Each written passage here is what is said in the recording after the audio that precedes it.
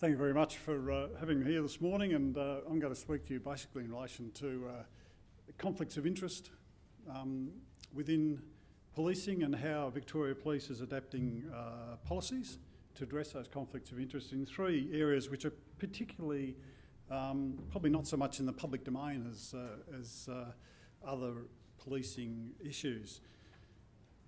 Within Victoria Police, all employees are expected to perform their duties in a manner that assures public confidence and trust in the integrity and impartiality of the organisation and the quality of the services that we provide.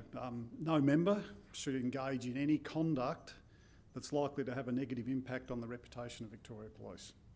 Members of the Victorian community also expect their police to place the public interest above their personal beliefs or their interests. This expectation is heightened for individual police members given that they're entrusted with the authority to uphold the law. There's no place for corruption in policing, and where it is identified, we need to take action to eliminate it. When police corruption is exposed at any level of an organisation, it causes reputation damage and unfortunately has a carry-on effect of negatively impacting on other policing in general, both in Victoria and international jurisdictions. Corrupt behaviour has in the past resulted in a number of high-profile public inquiries that inevitably result in recommendations for reform. And when opportunities for reform do occur, they must be unrelenting and constantly evolving to ensure that we not only react to poor behaviours, but enable managers to predict and provide appropriate and relevant tools to effectively anticipate contentious or emerging patterns of behaviour. The need for strong education and training and an engaged, open and trusting culture amongst police to promote integrity cannot be overstated.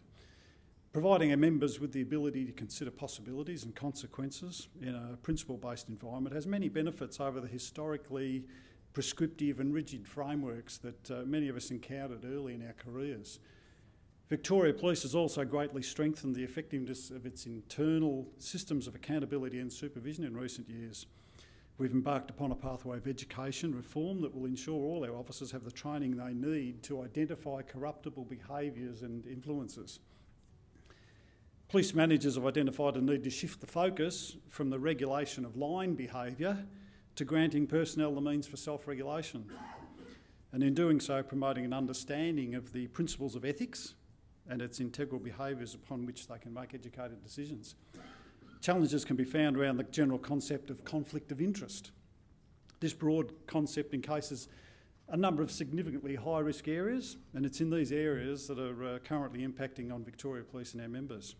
I'll broadly discuss the concept of managing conflict of interest in policing, and then discuss some specific and tangible policies applied in Victoria Police, addressing the conflict of interest associated with declarable associations, gifts and benefits, and secondary employment.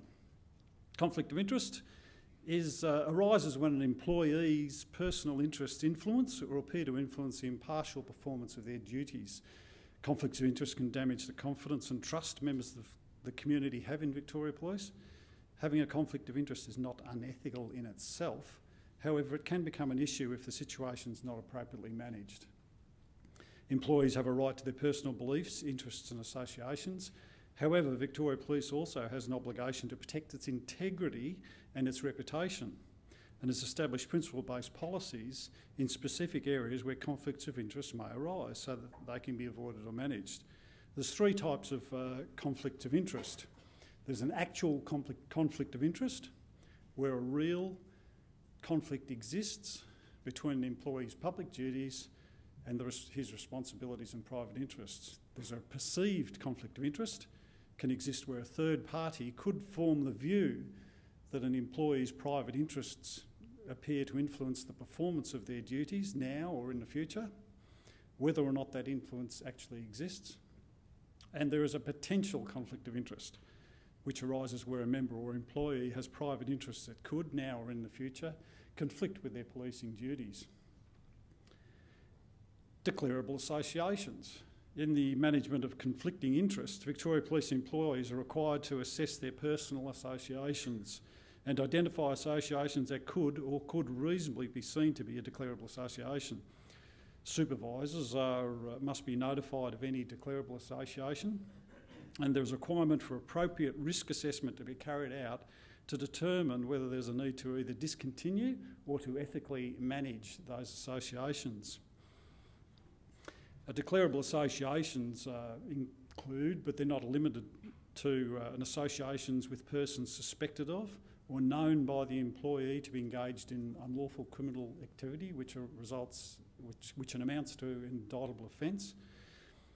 Associations with a person who has a criminal history, if the nature or recency of the offending would be likely to raise in the mind of the reasonable member of the community a concern that the association is incompatible with that member's duties as a member of the police force.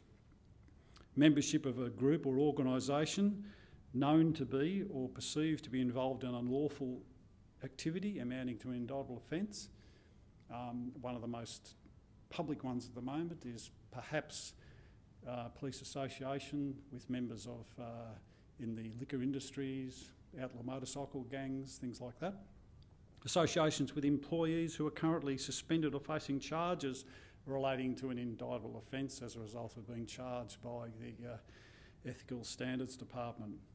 Or members who have resigned while under investigation for committing criminal or discipline offences, if there's still a reasonable belief that that person is guilty of that or may be suspected of having committed that offence. Criminals and organised crime groups target police members because of the nature of the work that we do and because of our access to sensitive information. Victoria Police is taking proactive action through this policy to protect both their members and the valuable intelligence holdings that we have access to. Gifts and benefits. A gift or benefit is anything that's offered, such as goods or services which have value, and it's above and beyond normal salary or entitlements and is for personal use. They can include physical items such as chocolates, wine or other foodstuffs, flowers, vouchers, gifts, or goods and services, tickets for events, etc. They can also include intangible benefits such as preferential treatment, discounts or favours.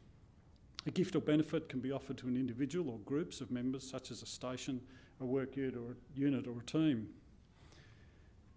To aid our members in making a values-based decision with regard to gifts or benefits offered, Victoria Police has identified the gift test to enable members to consider their actions and the possible consequences of accepting a gift. G is for the giver. And then the member is required to ask himself, who is providing the gift, the benefit or the hospitality, and what is their relationship to me? I is for influence. Are they seeking to influence my decision or actions as a member of the police force? F is for favour. Are they seeking a favour in return for the gift or benefit? And T is for trust. Would accepting the gift or benefit diminish trust in Victoria Police Force? If the offering of the gift seeks to influence, grant favour or breach trust, then obviously it should be declined. Secondary employment and outside interests. Section 69 of the Police Regulation Act 1958, as well as Section 32 of the Public Administration Act in 2004, prohibit Victoria Police employees from holding secondary employment without approval. Where approval is not granted, the employee has to resign from Victoria Police if they wish to continue in carrying out that secondary employment. It's recognised that the primary responsibility of all employees is their employment with Victoria Police. Secondary employment includes any work, including self-employment, other than the employee's primary employment within Victoria Police, where employee directly receives a financial benefit or remuneration. Holding a licence or permit to conduct any trade, business or profession, or accepting a directorship or being a board member of a body other than a community, sporting or recreational club. An outside interest is defined as any activity that may present a real or perceived conflict of interest with an employee's role and responsibilities of Victoria Police. All conflicts of interest involving secondary employment and outside interests must be resolved, again, in favour of the public.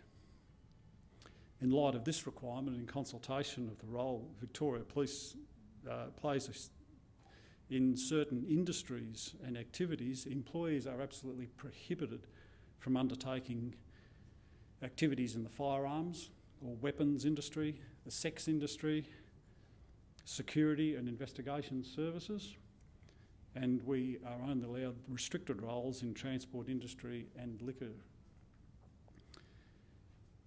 In conclusion, the traditional rule structures in policing are collections of prohibitions because they're orientated towards dealing with problematic events after they've occurred and attributing blame and judgment accordingly. It's increasingly apparent that some police officers do have difficulty in recognising appropriate limits on conduct and how these limits contribute to the maintenance of both police integrity and public trust in policing.